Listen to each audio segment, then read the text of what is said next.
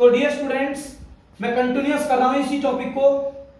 तो ये क्या हो गई, कन्वर्ज हो गई। ठीक है, तो ये इस पॉइंट को हम बोलेंगे प्रिंसिपल फोकस बोलते हैं। एज यूजुअल इसको हम कॉल भी करते आए हैं। ठीक है, तो ये जो ऑप्टिकल जो सेंटर है और जो ये प्रिंसिपल जो फोकस है, इनके बीच में एक डिस्टेंस है डियर स्टूडेंट्स।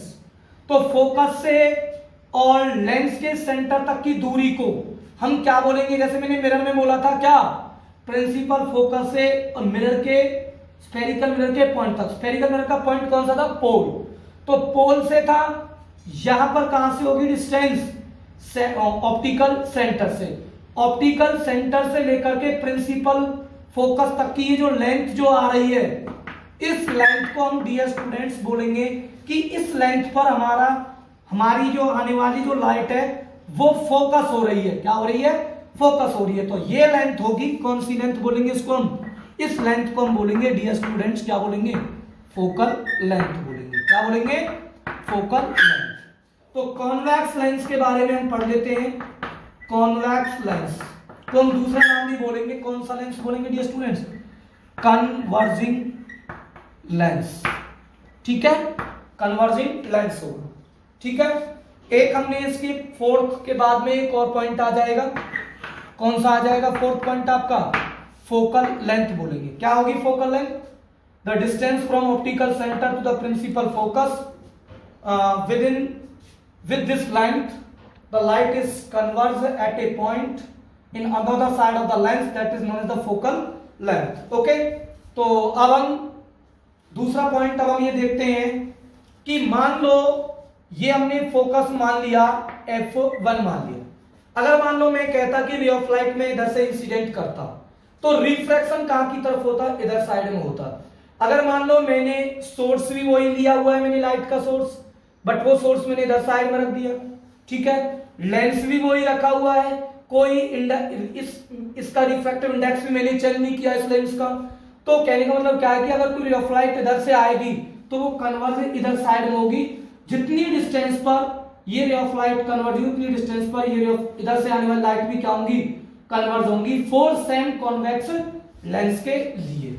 इसका मतलब ये है कि जो कॉन्वेक्स जो लेंस है, कॉन्वेक्स जो लेंस है, convex lens has two principal foci, two principal foci, मतलब दो प्रिंसिपल फोकी इसके हम ले सकते हैं। अगर कोई रे ऑफ लाइट इधर से आ रही है तो एक प्रिंसिपल फोकस इधर की तरफ होगा, अगर कोई रे ऑफ लाइट इधर से आ रही है तो उसका प्रिंसिपल फोकस इधर की तरफ होगा। मतलब टू फोकी है, मतलब उसके दो फोकस हैं। क्या है, ये फोकस की प्लूरल फॉर्म है बेटा, ये ध्यान रखना, don't worry, two principal focus होंगे इसके। ठीक है, ये हो गया। अब दूसरी चीज, बहुत इंपॉर्टेंट चीज ये आती है कि क्या जो हमारा ये जो कॉन्वेक्स जो लेंस जो होता है, इसकी जो फोकल लेंथ है वो किस किस फैक्टर पर डिपेंड करेगी। तो ये चीज हम देखेंगे कि ये चीज हमारी किस फैक्टर पर डिपेंड करेगी। तो मैं आप लोगों को एक चीज बता देता हूं डियर स्टूडेंट्स, जो हमारी जो फोकल जो लेंथ है लेंस की, वो दो चीजों पर डिपेंड करेगी। एक तो डिपेंड करेगी डियर स्टूडेंट्स इसके रिफ्रैक्टिव इंडेक्स पर डिपेंड करेगी, रिफ्रैक्टिव इंडेक्स ऑफ मीडियम, और दूसरा डिपेंड करेगी डियर स्टूडेंट्स, मैं आपको बता देता हूं, एपर्चर ऑफ द लेंस, या हम ये बोल सकते हैं कि कर्वेचर ऑफ द लेंस। ये कर्वेचर है इसका, ये कर्वेचर है इसका। तो ये कर्वेचर, अगर मैं इस कर्वेचर को बढ़ाता चला जाऊं, लेंस को इतना बड़ा कर दूं, या मैं इस कर्वेचर को अगर मैं छोटा करता चला जाऊं, तो फोकल लेंथ जो होगी, क्या वो फोकल लेंथ चेंज होगी या नहीं होगी। दूसरी चीज में, अगर मैं इस लेंस के रिफ्रैक्टिव इंडेक्स को कम या ज्यादा करता चला जाऊं तो क्या होगा डियर स्टूडेंट, फोकल लेंथ पर क्या इफेक्ट पड़ेगा। तो डियर स्टूडेंट्स, मैं आप लोगों को एक चीज बता देता हूं कि बेटा देखो, नॉर्मली आप लोग इस चीज को समझ जाओगे।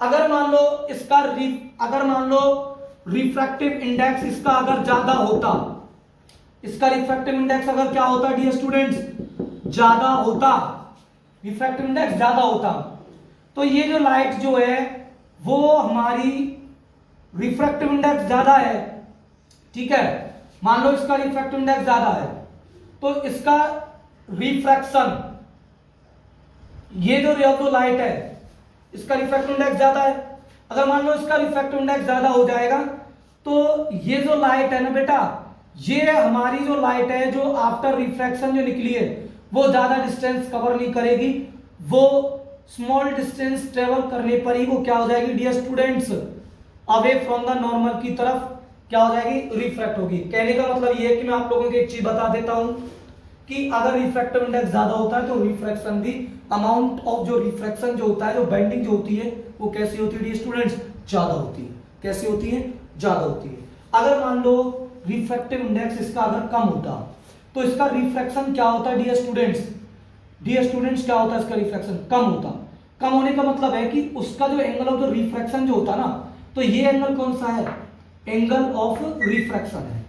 अगर मान लो मैं इसका रिफ्रैक्शन, अगर मान लो मैं इसका रिफ्रैक्शन ज्यादा कर दूं, तो रिफ्रैक्शन ज्यादा होने का मतलब है कि एंगल ऑफ रिफ्रैक्शन को क्या करना, इंक्रीज करना।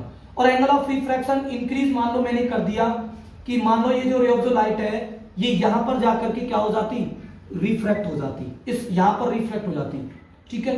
तो मैं नॉर्मल देखता तो ये नॉर्मल यही होता हमारा, तो बट मैं अगर यहां से इसको देखता, इस एंगल ऑफ रिफ्रैक्शन को देखता, तो ये एंगल ऑफ रिफ्रैक्शन कैसा होता डियर स्टूडेंट्स, ज्यादा हो जाता। क्योंकि हमारी जो लाइट है ना, हमारी जो लाइट है, लाइट का जो रिफ्रैक्शन जो होता है ना थ्रू द मीडियम, वो डिपेंड करता है उस मीडियम के रिफ्रैक्टिव इंडेक्स पर। अगर रिफ्रैक्टिव इंडेक्स अगर ज्यादा है तो याद रखना इस चीज का, अगर रिफ्रैक्टिव इंडेक्स ज्यादा है, ध्यान सुनो बेटा, अगर रिफ्रैक्टिव इंडेक्स इसका अगर ज्यादा है और लाइट अगर हमारी डेंसर टू रेयर में जा रही है, तो रिफ्रैक्शन ज्यादा है या वो कम है, वो देखा जाएगा किससे बेटा, एंगल ऑफ रिफ्रैक्शन से। अगर एंगल ऑफ रिफ्रैक्शन अगर ज्यादा है तो याद रखना उसका जो रिफ्रैक्शन जो हो रहा है अवे फ्रॉम द नॉर्मल वो ज्यादा हो रहा है। और अगर एंगल ऑफ रिफ्रैक्शन अगर कम है डेंसर टू रेयर जाने में, तो याद रखना उसका रिफ्रैक्शन कैसा है डियर स्टूडेंट्स, कम है। कैसा है, कम है। कैसा बेटा, कम। तो यहां पर इस चीज को देखो, इस चीज को देखो, अगर रिफ्रैक्टिव इंडेक्स इसका अगर मान लो ज्यादा हो जाता तो ये क्या होती dear students, denser to rare जा रही है तो इसका रिफ्रैक्शन ज्यादा होता, रिफ्रैक्टिव इंडेक्स अगर ज्यादा है, क्योंकि जो रिफ्रैक्शन है वो बेसिकली आपका वो डिपेंड करता है उस मीडियम के रिफ्रैक्टिव इंडेक्स से। रिफ्रैक्शन ज्यादा कर दूं तो रिफ्रैक्टिव इंडेक्स ज्यादा कर दूं तो रिफ्रैक्शन, अमाउंट ऑफ रिफ्रैक्शन ज्यादा होगा, और amount of refraction denser to rare वो हमें कैसे पता लगेगा, वो देखना पड़ेगा उसका एंगल ऑफ रिफ्रैक्शन। अगर एंगल ऑफ रिफ्रैक्शन ज्यादा है तो ध्यान रखना, एंगल ऑफ रिफ्रैक्शन ज्यादा है तो रिफ्रैक्शन ज्यादा होगा, और अगर एंगल ऑफ रिफ्रैक्शन अगर कम है तो रिफ्रैक्शन कम होगा। और ये कंडीशन किसके लिए है, जब रे ऑफ लाइट हमारी कहां से जा रही हो, डेंसर से रेयर के अंदर जा रही हो, तभी एप्लीकेबल है। इस चीज को ध्यान से, डेंसर टू रेयर गई तो ये एंगल ऑफ रिफ्रैक्शन कम है यहां पर, ठीक है। तो इसके लिए देखूं तो एंगल ऑफ रिफ्रैक्शन ये वाला है, और अगर मैं इस रिफ्रैक्टिव लाइट के लिए अगर मैं देखूं तो एंगल ऑफ रिफ्रैक्शन ज्यादा है, इसका मतलब रिफ्रैक्टिव इंडेक्स इसका ज्यादा है, और इसका रिफ्रैक्टिव इंडेक्स इस रे ऑफ लाइट के लिए, जब ये रे ऑफ लाइट यहां जाकर के रिफ्रैक्ट हुई तो रिफ्रैक्टिव इंडेक्स क्या था इस मीडियम का, कम था, और जब इसका रिफ्रैक्टिव इंडेक्स ज्यादा हो गया, इसका रिफ्रैक्टिव इंडेक्स बढ़ा दिया तो एंगल ऑफ रिफ्रैक्शन ज्यादा हो गया। एंगल ऑफ रिफ्रैक्शन ज्यादा हुआ तो लाइट जो है वो यहां पर जाकर के क्या हो गई, कन्वर्ज हो गई। अब डिस्टेंस मेजरमेंट करो जरा, रिफ्रैक्टिव इंडेक्स इस वाले एंगल ऑफ रिफ्रैक्शन के लिए देखो यहां पर है तो फोकल लेंथ हमारी ये है, ठीक है। दूसरा ठीक है, रिफ्रैक्टिव इंडेक्स किसका कम था बट इसकी फोकल लेंथ कैसी मिल रही है आपको, ज्यादा मिल रही है। दूसरा देखो बेटा, रिफ्रैक्शन मैंने बढ़ाया, रिफ्रैक्शन बढ़ा तो डेंसर टू रेयर जाने में एंगल ऑफ रिफ्रैक्शन भी क्या होगा, बढ़ेगा। एंगल ऑफ रिफ्रैक्शन बढ़ेगा तो लाइट हमारी इस पॉइंट पर जाकर के क्या होगी, कन्वर्ज होगी। तो कन्वर्ज होगी तो ऑप्टिकल सेंटर से इस पॉइंट तक की जो डिस्टेंस है इसको हम क्या बोलते आ रहे हैं, फोकल लेंथ, ये डिस्टेंस फिर कैसी हो जाएगी, कैसी होगी डियर स्टूडेंट्स, ये कम हो गई। तो याद रखना रिफ्रैक्टिव इंडेक्स बढ़ाने से फोकल लेंथ घटेगी और रिफ्रैक्टिव इंडेक्स के घटाने से फोकल लेंथ क्या होगी डियर स्टूडेंट्स, बढ़ेगी। क्या होगी, बढ़ेगी। याद रखना, मैं आपको फिर बता रहा हूं, रिफ्रैक्टिव इंडेक्स बढ़ाने से एंगल ऑफ रिफ्रैक्शन अगर बढ़ता है, डेंसर टू रेयर अगर लाइट जा रही है, तो याद रखना फोकल लेंथ क्या हो जाएगी, क्या हो जाएगी, कम हो जाएगी। और अगर रिफ्रैक्टिव इंडेक्स ज्यादा हो रहा है, अगर रिफ्रैक्टिव इंडेक्स ज्यादा हो रहा है तो एंगल ऑफ रिफ्रैक्शन भी ज्यादा होगा। अगर एंगल ऑफ रिफ्रैक्शन ज्यादा होगा बट फोकल लेंथ उसकी क्या हो जाएगी, कम होगी। ठीक है, याद रखना, रिफ्रैक्टिव इंडेक्स बढ़ाओ तो फोकल लेंथ घटेगी, रिफ्रैक्टिव इंडेक्स घटाओ तो फोकल लेंथ क्या होगी, बढ़ेगी। तो मतलब जो फोकल जो लेंथ है, फोकल जो लेंथ है वो इनवर्सली प्रोपोर्शनल है किसके, रिफ्रैक्टिव इंडेक्स ऑफ मीडियम के। ठीक है, और एक चीज मैं आपको बताता हूं बेटा, एपर्चर पर कैसे डिपेंड करेगी फोकल लेंथ। एपर्चर पर डिपेंड करेगी डियर स्टूडेंट्स हमारी फोकल लेंथ डायरेक्टली। कैसे डिपेंड करेगी, डायरेक्टली। क्योंकि मैं आपको बता देता हूं, ये आपका थोड़ा सा एक प्लस टू में एक फॉर्मूला आएगा जब आप पढ़ोगे, lens maker formula. Lens maker formula होता है बेटा हमारे पास में 1 में focal length is equal to mu minus में 1 में R1 माइनस में 1 में क्या होता है डियर स्टूडेंट्स, R2 होता है। ये हमारा लेंस मेकर फॉर्मूला है।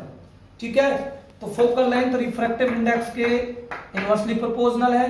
और अगर मैं इसके लिए देखूं रेडियस, तो 1 में फोकल लेंथ है और 1 में R1 है, तो मतलब फोकल लेंथ क्या है, मतलब फोकल लेंथ भी नीचे है और रेडियस ऑफ कर्वेचर भी नीचे है। तो मतलब focal length directly proportional radius of curvature की है।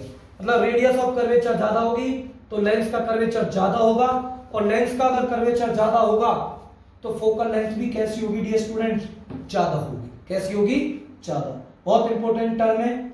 ठीक है, focal length inversely proportional refractive index of medium के है, बट जो फोकल जो लेंथ है वो डायरेक्टली प्रोपोर्शनल है रेडियस ऑफ कर्वेचर के।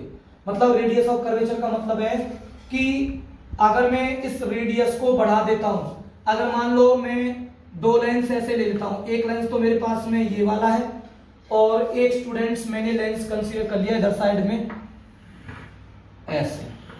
ठीक है, और थिकनेस दोनों की फिर भी कैसी है, याद रखना ये सेम थिकनेस के लिए है, इसकी थिकनेस भी सेम है और इसकी थिकनेस भी कैसी है, सेम। बट इसका एपर्चर कम है और इसका एपर्चर कैसा है, ज्यादा। तो इसकी फोकल लेंथ ज्यादा होगी और इसकी फोकल लेंथ कैसी होगी, कम होगी। अगर इनकी थिकनेस दोनों की कैसी है डियर स्टूडेंट्स, सेम है। तो याद रखना इस चीज का, जो मैंने आप लोगों को क्लासेस में बताए हैं। तो बेटा आज की क्लास हमारी यहीं पे फिनिश होती है। थैंक यू, ओके बेटा।